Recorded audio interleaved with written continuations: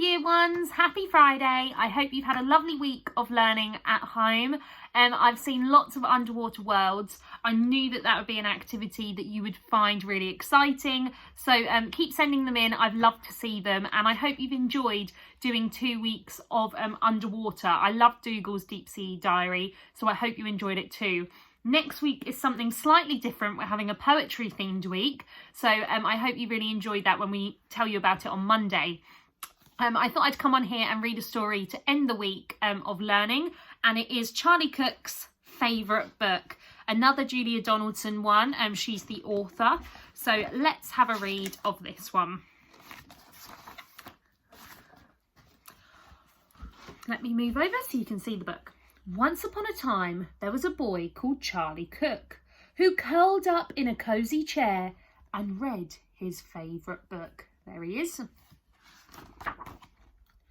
About a leaky pirate ship. Oh, that's very good as we're doing pirates. Which very nearly sank, and a pirate chief who got the blame and had to walk the plank.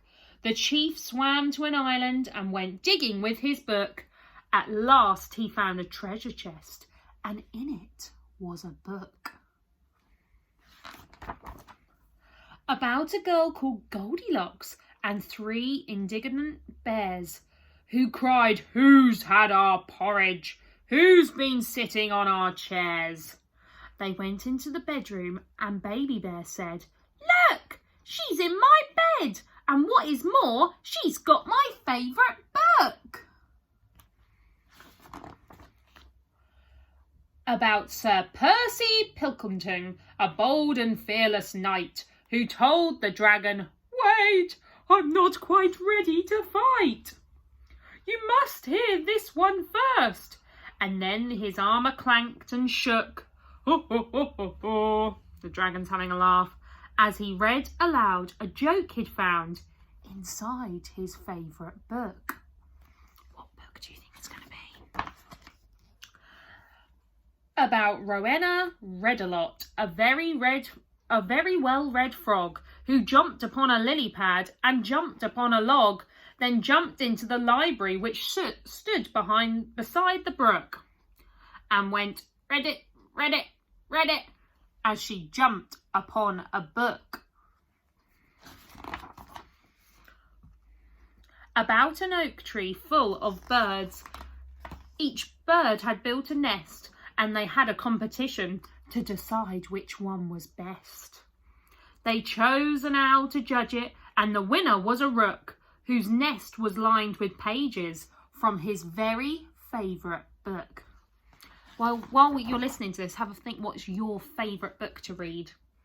About a girl who saw a flying saucer in the sky. Some small green men were in it, and they waved as they flew by. She tugged her mother's sleeve and said, "Look, Mum, what I've just seen." But Mum said, "Hush, I'm trying to read my favourite magazine." About a wicked jewel thief who stole the king's best crown, but then got stuck behind some sheep, which slowed his car right down. The king dialed 999, and soon the cops had caught the crook and flung him into prison, where he read his favourite book.